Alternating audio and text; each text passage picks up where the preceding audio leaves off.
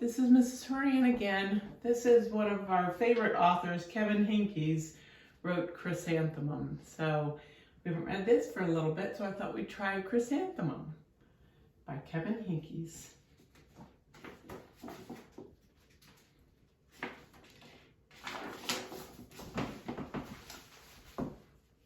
The day she was born was the happiest day in her parents' lives.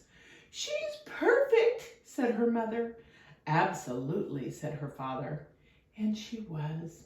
She was absolutely perfect. "Her name must be everything she is," said her mother. "Her name must be absolutely perfect," said her father. And it was. Chrysanthemum. Her parents named her Chrysanthemum. Chrysanthemum grew and grew and grew. And when she was old enough to appreciate it, Chrysanthemum loved her name. She loved the way it sounded when her mother woke her up. She loved the way it sounded when her father called her for dinner. And she loved the way it sounded when she whispered it to herself in the bathroom mirror. Chrysanthemum, chrysanthemum, chrysanthemum. Chrysanthemum loved the way her name looked when it was written in ink on an envelope. She loved the way it looked when it was written in icing on her birthday cake, and she loved the way it looked when she wrote it herself with her big fat orange crayon. Chrysanthemum, chrysanthemum, chrysanthemum. Chrysanthemum thought her name was absolutely perfect. And then she started school. On the first day, Chrysanthemum wore her sunniest dress and her brightest smile, and she ran all the way to school. "Hooray!" said Chrysanthemum. "School!" But when Mrs. Chud took roll call, everyone giggled upon hearing Chrysanthemum's name.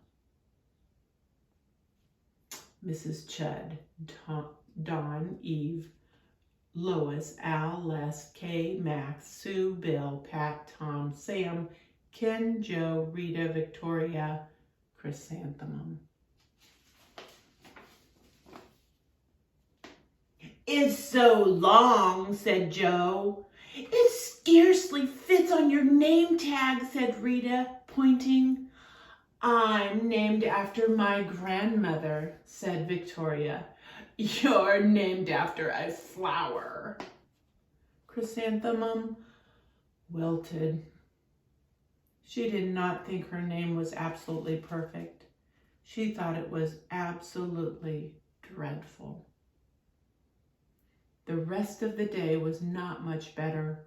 During nap time, Victoria raised her hand and informed Mrs. Chud that Chrysanthemum's name was spelled with 13 letters. "That's exactly half as many letters as there are in the entire alphabet," Victoria explained. "Thank you for sharing that with us, Victoria," said Mrs. Chud. "Now put your head down."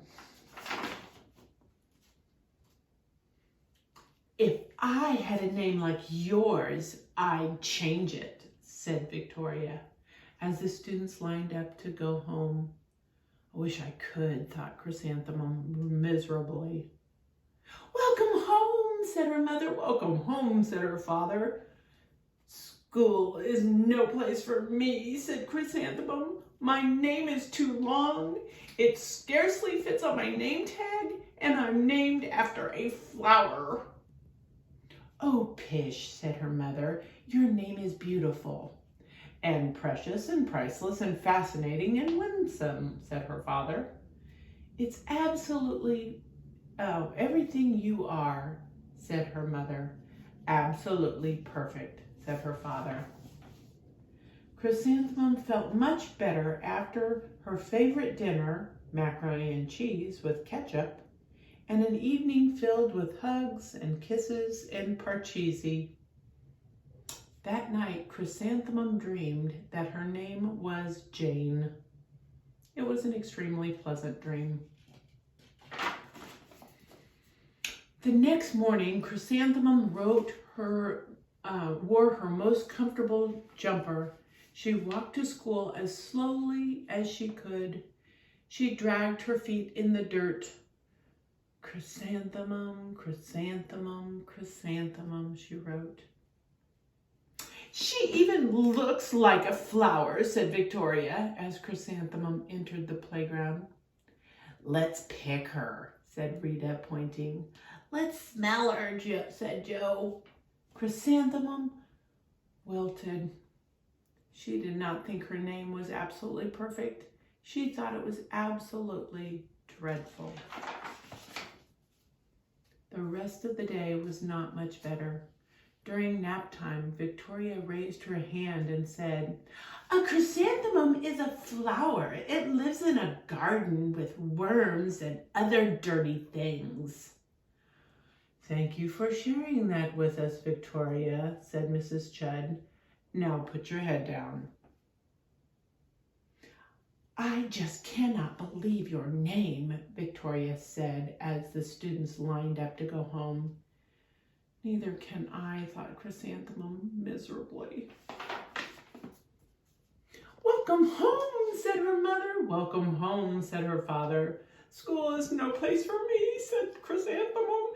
"They said I even look like a flower. They pretended to pick me and smell me." "Oh, pish," said her mother. "They're just jealous." "And envious and begrudging and discontented and jaundiced," said her father. Who wouldn't be jealous of a name like yours?" said her mother. "After all, it's absolutely perfect," said her father. Chrysanthemum felt a trifle better after her favorite dessert, chocolate cake with buttercream frosting, and another evening filled with hugs, kisses, and parcheesi.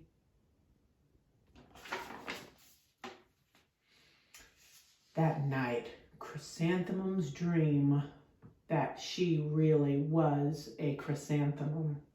She sprouted leaves and petals. Victoria picked her and plucked the leaves and petals one by one until there was nothing left but a scrawny stem. It was the worst nightmare of Chrysanthemum's life.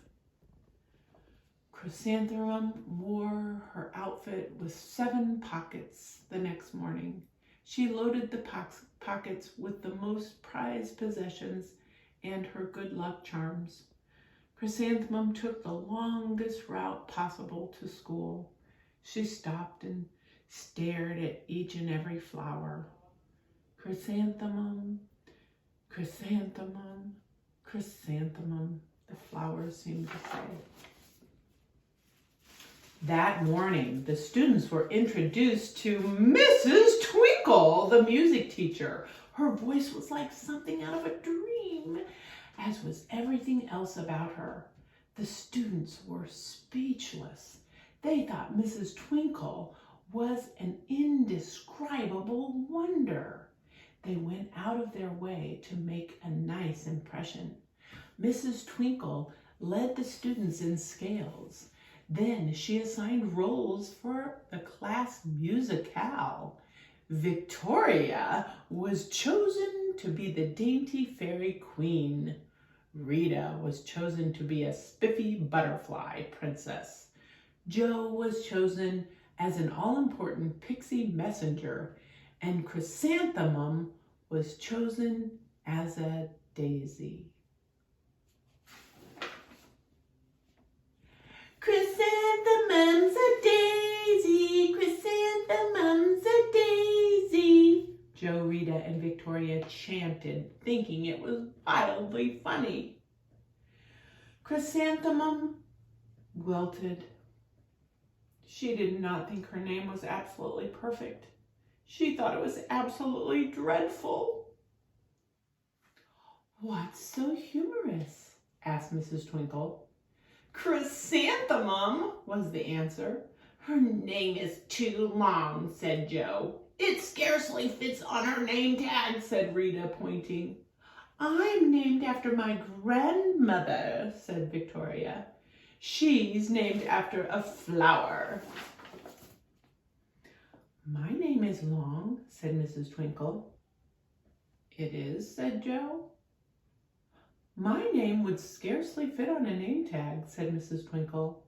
It would, said Rita, pointing. And, said Mrs. Twinkle, I'm named after a flower, too. You are, said Victoria. Yes, said Mrs. Twinkle. My name is Delphinium. Delphinium Twinkle. And if my baby is a girl, I'm considering Chrysanthemum as a name. I think it's absolutely perfect. Chrysanthemum could scarcely believe her ears. She blushed, she beamed, she bloomed. Chrysanthemum, chrysanthemum, chrysanthemum. Joe, Rita, and Victoria looked at Chrysanthemum longingly. Call me Marigold, said Joe. I'm Carnation, said Rita, pointing. My name is Lily of the Valley, said Victoria. Chrysanthemum did not think her name was absolutely perfect. She knew it. Epilogue. Overall, the class musicale was a huge success. Chrysanthemum was absolutely perfect as a daisy. Victoria made the only mistake. She completely forgot her lines as the dainty fairy queen. Chrysanthemum thought it was wildly funny, and she giggled throughout the entire dance of the flowers. Eventually, Mrs. Twinkle gave birth to a healthy baby girl, and of course, she named her Chrysanthemum. Kevin Henkes written a lot of good books. I hope you're reading every day and writing and being kind to others. Miss you.